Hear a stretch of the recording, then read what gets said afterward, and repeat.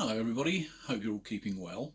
So I thought it'd be useful to look at what it's like working with a psychologist so that if you are considering taking up the opportunity of working with a psychologist, you have an idea about what's involved and how it works.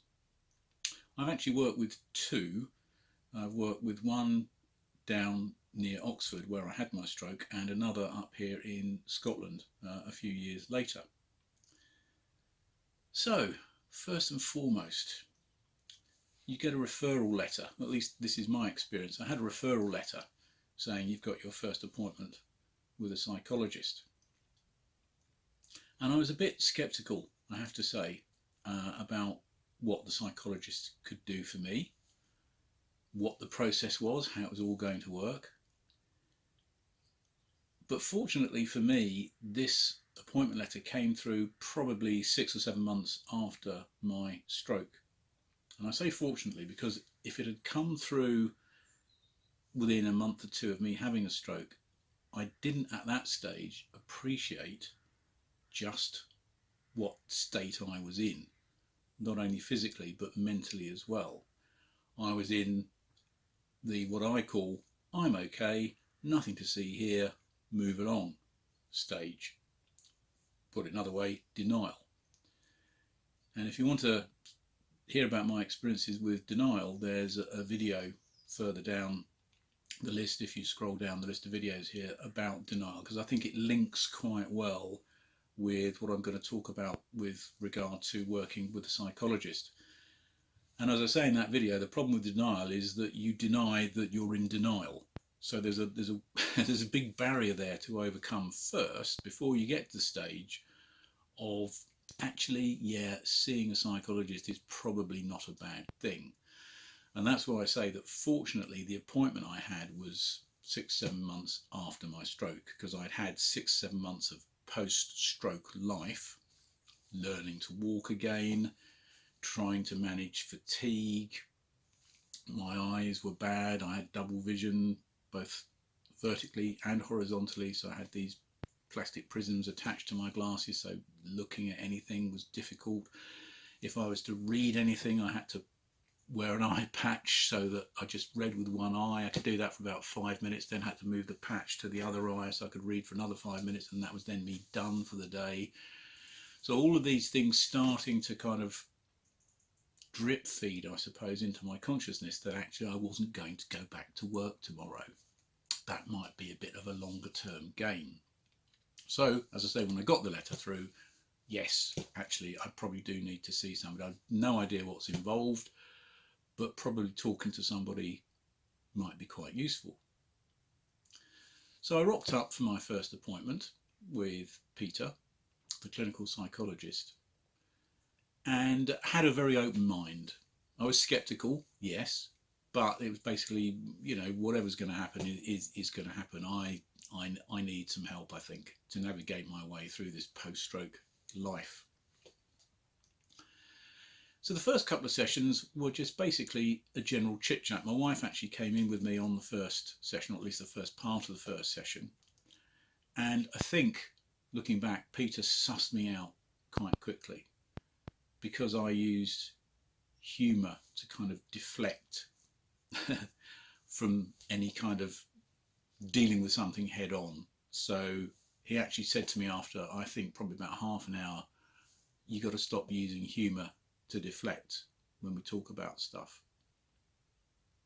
And in my head I'm thinking, oh, okay, he's got me. So the first thing to recognise is these guys are professionals. They meet people like us several times a day for the first time. They deal with people like us all of the time. So yes, they will suss us out pretty quickly because that's their job. That's what they do all the time. And he did from that point of view. So the first couple of sessions were okay. They were very gentle, just general chit chat about my background, my history, family history. So I mentioned about my dad dying when I was 16 and actually witnessing my dad dying, and that I'd got 2 kids and I'd had a divorce and had some financial difficulties, and all this sort of just general background stuff came out in the first couple of sessions. And then the third session was really getting into it. And I remember leaving that session and I couldn't string 2 words together. It was about a good hour or so afterwards, when my wife drove me home, that I could actually talk to her and tell her about what was going on. And I couldn't really remember, and there was sort of bits of stuff going on and I couldn't really remember. And it's the point I want to make here is it's hard work. Don't be deceived by the first session or 2 and think, oh, this is nice, bit of a chat, nice guy, fine. Because the initial couple of appointments are just them getting some background on your situation, your mindset, in order to understand how you think a bit better. And then the work starts. And in general terms, how the work starts is they will ask questions and they will explain the models that they're going to use. Now, psychology is full of different models from different people over different periods of time. And so the psychologist will use different models, that theories, if you like, of how our minds work. And they'll explain that to you and how it works and what they're trying to do. So it's not kind of like you see on the movies where it's like some kind of interrogation going on and there's games being played. No, it's all above board. And they, if you say, oh, actually, I don't understand, could you explain for me? They'll say, yeah, okay, well, and they'll start drawing down little things about your emotions and how emotions work and memories and how memories work and all this kind of stuff. So it's actually quite interesting. There's a lot to take in and a lot to understand, but it's very, very interesting.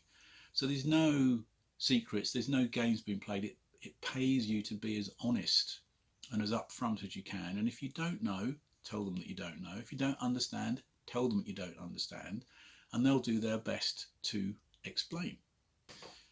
What I've actually got here is my discharge notes from the first clinical psychologist that I saw down in Oxford. And I'm just going to read some sentences out to you, some paragraphs out to you, so you get an idea about the sorts of things that go on.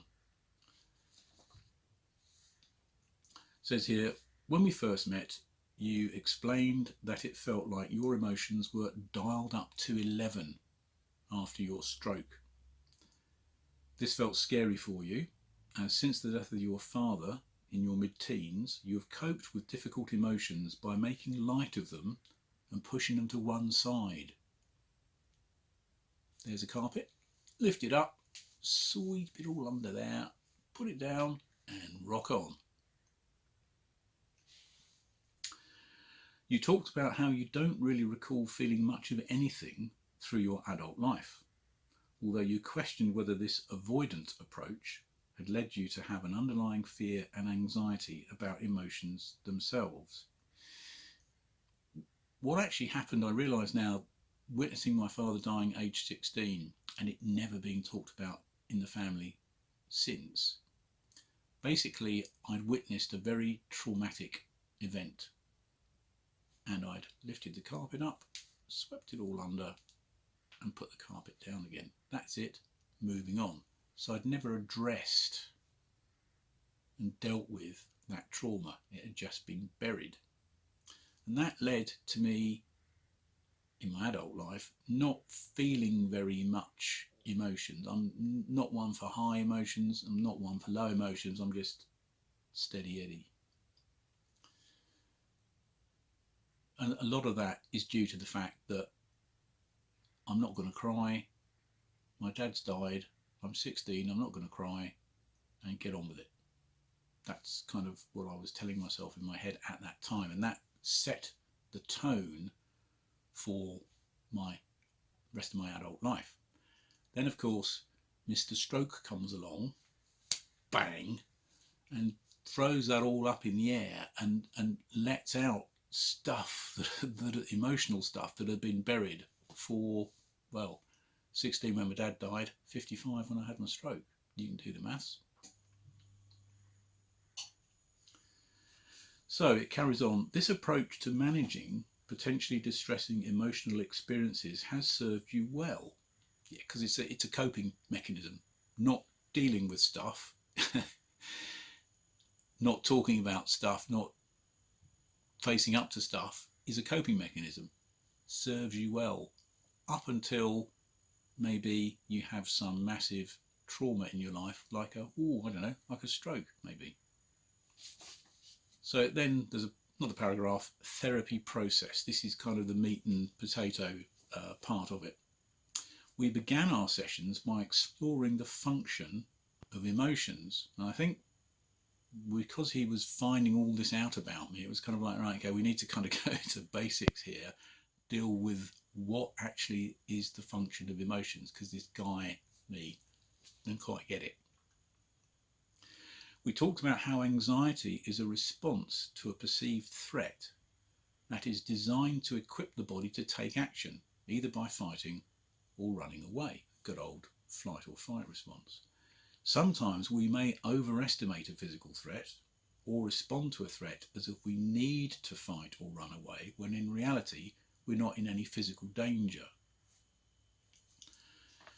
This was related to generally stress in my life that I didn't deal with. I just bottled stuff up, and I realise now, looking back, that's what my dad did. So some of it was probably learned behaviour, and that probably contributed to his heart attack age 54, my stroke age 55. The stroke was a hugely threatening life event for you. It caused you to worry a great deal about your physical health, which led you to making choices to lead a healthier lifestyle and prompted you to think carefully about your future. When we initially spent time trying to focus on your emotions in the moment, you noticed how it felt like an empty cave, with feelings of disappointment at there not being a clearly identifiable sensation that might point the way forwards for us in therapy. This was an exercise I vaguely remember where he got me to imagine I was going into my mind and I was going into a cave, which was in my mind, which is where all my emotions were, and to explain what was in the cave. And I was deeply disappointed that when I got into the cave, it was empty. It was a bit smelly and it was dank. There was water running down the walls and it was dark and there was just rocks. There was nothing in there at all, which blew his mind because he'd never had anybody recount that to him before. But yeah, my cave was empty and not very nice. Over time, however, you were able to practice noticing behavioural responses that you have to emotions, such as becoming agitated and restless when stuck in traffic. I shared with him, slightly embarrassing this, but anyway, I'll share it with you as well.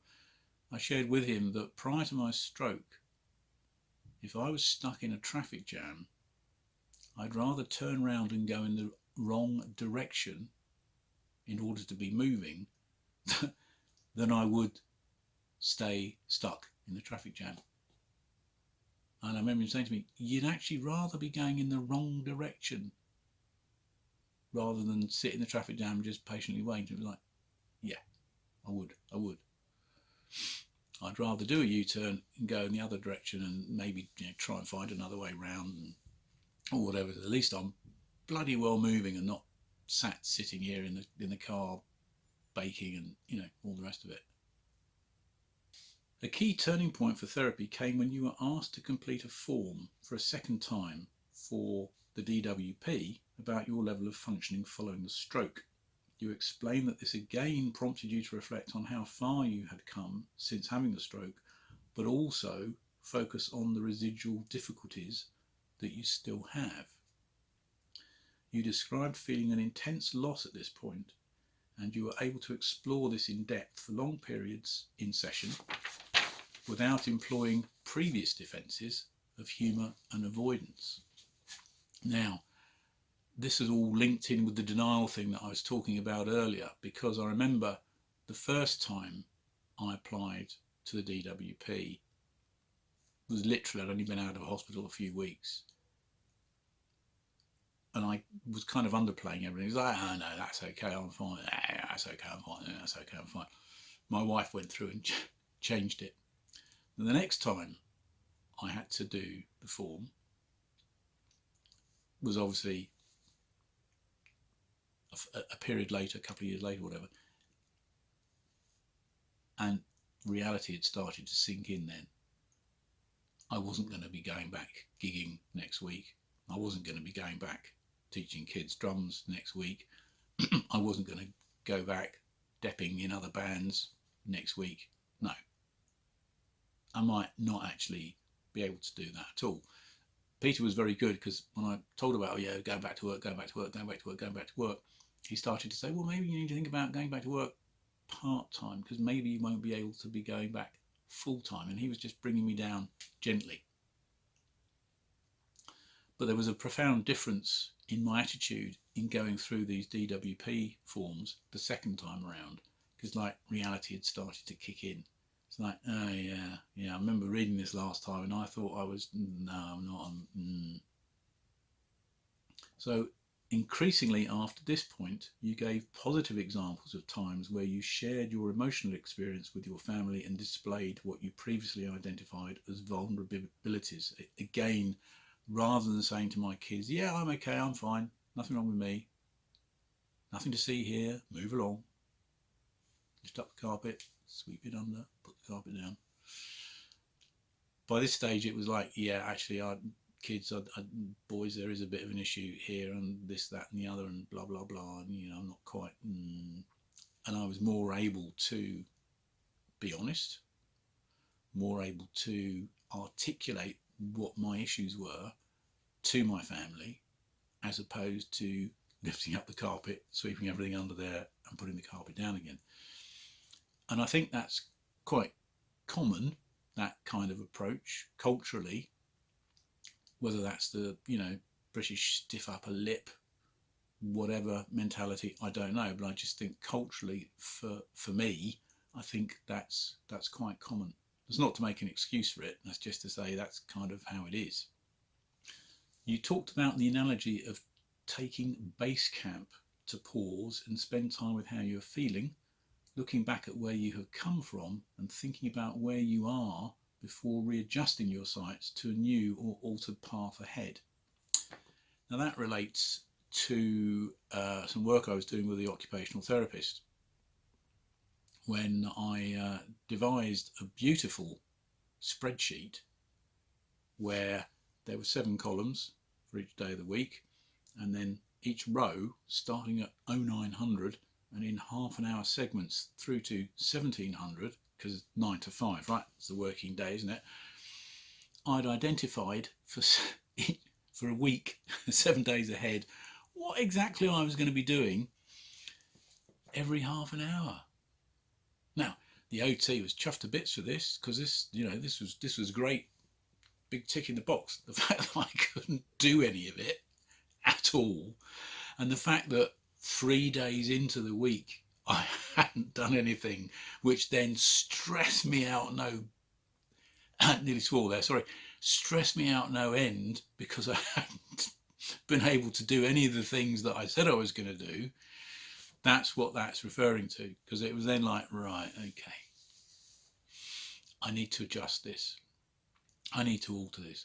Maybe planning stuff out in 30-minute chunks 7 days ahead, thinking that I'm going to be doing something in each of those 30-minute chunks, as opposed to you know what it's like, you become a vegetable and you kind of,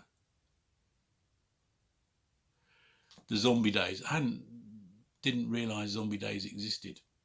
This was all, yeah, going to be back at work tomorrow, no problems, yeah, be gigging, get the drums out, set them all up, load up the car, drive 2 hours to a gig, unload all the drums, carry them up 3 flights of stairs, set them all up, screw everything together, mount them all up, take them out the boxes, move all the boxes to the back of the stage, put them away, sound check, half an hour sound check, everything okay, fine, hang around for an hour and a bit, play the first set, 45 minutes, that's out of the way, have a break for half an hour, play the second set, 45 minutes, that's out of the way, break for half an hour, Play the third set, yeah, 45, that's out of the way, brilliant, fine, okay. What is it, midnight, okay.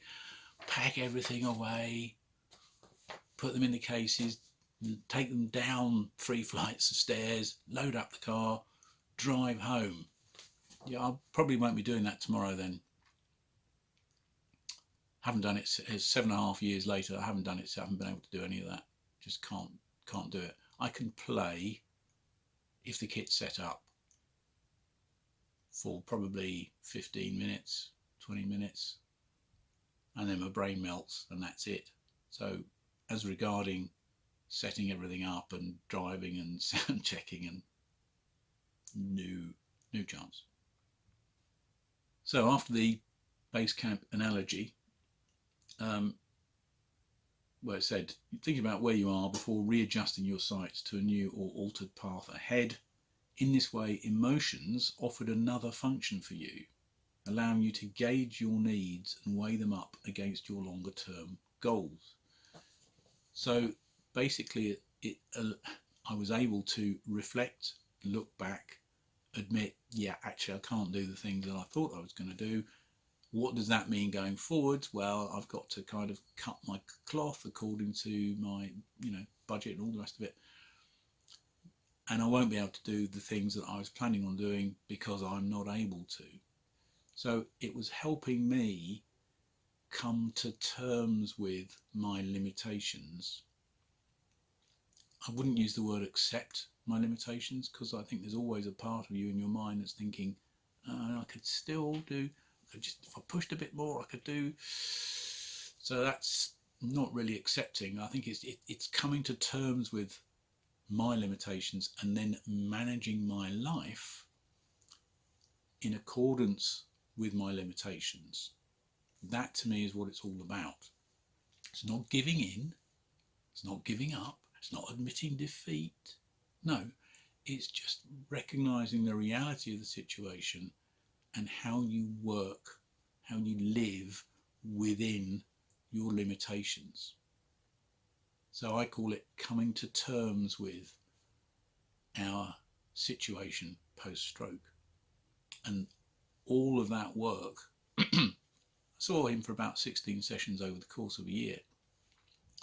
All of that work really helped me understand emotionally and cognitively the situation I was in, what that meant for me and my life, and how I could manage myself and my life within my parameters, within my limitations.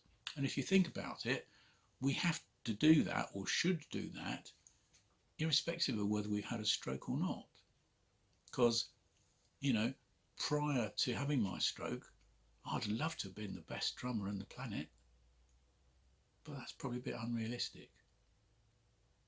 Actually, it's very unrealistic. So there's no way I was going to be the best drummer on the planet. So I would have had to realise where my capabilities were as a drummer, where my limitations were as a drummer. Am I prepared to practice 6 hours a day, just like the top guys do? No, actually, I'd like to get on the golf course and spend some time with my family and read a good book, and because to be the best, you've got to put that amount of work in, and I wasn't prepared to put that amount of work in. I got to where I was and was happy with that level. So really, post-stroke life is no different to that. It's not giving in, it's not giving up, it's just accepting what is right for us and coming to terms with that, and then living within those parameters. Anyhow, I hope that's given you a bit of an insight about what it's like working with a psychologist and the sorts of things that you can expect. If you get the opportunity, take it. Be open-minded, approach it open-minded, ask questions if you don't understand what's going on. Don't be afraid to ask questions. And remember, what you put in is what you get out. So look after yourselves, take care, talk soon. Bye for now.